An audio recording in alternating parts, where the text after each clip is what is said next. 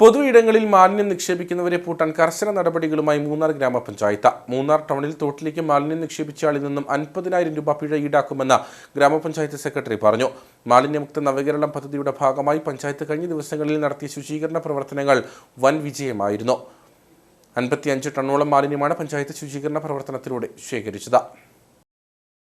മാലിന്യമുക്ത നവകേരളം പദ്ധതിയുടെ ജനകീയ ക്യാമ്പയിന്റെ ഭാഗമായിട്ടാണ് മൂന്നാറിലും പരിസര പ്രദേശങ്ങളിലും വിപുലമായ ശുചീകരണ പ്രവർത്തനങ്ങൾ കഴിഞ്ഞ ദിവസങ്ങളിൽ നടന്നത്. പഞ്ചായത്തിന് പുറമെ വിവിധ വകുപ്പുകളും സേനാ വിഭാഗങ്ങളും പൊതുജനങ്ങളും സന്നദ്ധ സംഘടനകളും വ്യാപാരികളും മെഗാ ക്ലീനിംഗ് ഡ്രൈവിൽ പങ്കാളിത്തം വഹിച്ചിരുന്നു. ഇതിന്റെ തുടർച്ചയെന്നോണമാണ് പൊതു ഇടങ്ങളിൽ മാലിന്യം നിക്ഷേപിക്കുന്നവരെ പൂട്ടാൻ കർശന നടപടികളുമായി മൂന്നാർ ഗ്രാമപഞ്ചായത്ത് മുന്നോട്ടു പോകുന്നത്. മൂന്നാർ ടൗണിൽ തോട്ടിലേക്ക് മാലിന്യം നിക്ഷേപിച്ചയാളിൽ നിന്നും 50,000 രൂപ പഞ്ചായത്ത് പിഴ ഈടാക്കുമെന്ന് ഗ്രാമപഞ്ചായത്ത് സെക്രട്ടറി പറഞ്ഞു. 12 ദിവസം നമ്മൾ അതിന്റെ മെഗാ ക്ലീനപ്പ് നടത്തുകയും 11 ദിവസം നമ്മുടെ പഞ്ചായത്തിന്റെ വിവിധ ഭാഗങ്ങളിൽ അനൗൺസ്മെന്റ് ഉൾപ്പെടെയാണ് നമ്മൾ ക്ലീനിങ് പരിപാടികൾ നടത്തിയത്. അതിന്റെ ഭാഗമായിട്ട് 55 ടണ്ണിലേറെ മാലിന്യമാണ് നമുക്ക് കിട്ടിയത്. അതിൽ 40 ടണ്ണും പ്ലാസ്റ്റിക് മാലിന്യമാണ് നമുക്ക് കളക്ട് ചെയ്യാൻ സാധിച്ചത്. ക്ലീനപ്പ് ഡ്രൈവ് ഒരിക്കലും അവസാനിച്ചിട്ടില്ല, അത് കണ്ടിന്യൂ ചെയ്തുകൊണ്ട് തന്നെ ഇരിക്കും.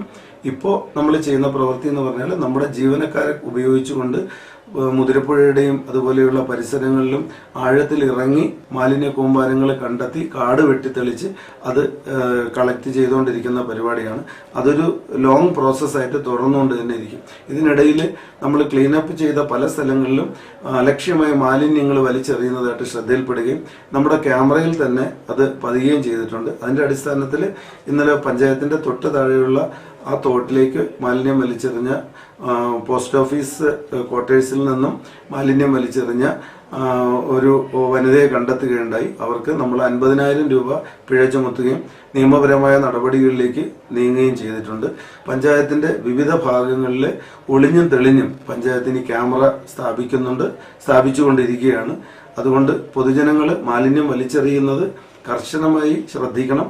പുഴയോരങ്ങൾ, പാതയോരങ്ങൾ, പൊതു ഇടങ്ങൾ തുടങ്ങിയ വിവിധ ഇടങ്ങളിൽ നിന്നും പഞ്ചായത്ത് ശുചീകരണ പ്രവർത്തനത്തിന്റെ ഭാഗമായി മാലിന്യം നീക്കം ചെയ്തിരുന്നു. 55 ടണ്ണോളം മാലിന്യമാണ് ഇത്തരത്തിൽ ശേഖരിക്കപ്പെട്ടത്. ഇതിൽ 40 ടണ്ണോളം മാലിന്യം പ്ലാസ്റ്റിക് മാലിന്യമായിരുന്നു. ശുചീകരണം നടന്നതിന് പിന്നാലെ പാതയോരങ്ങളിലടക്കം വീണ്ടും മാലിന്യം നിക്ഷേപിക്കുന്ന പ്രവണത തുടരുന്നുണ്ട്. നിരീക്ഷണ ക്യാമറകളടക്കം സ്ഥാപിച്ച് ഇത്തരക്കാരെ കർശനമായി പൂട്ടാനാണ് പഞ്ചായത്തിന്റെ തീരുമാനം.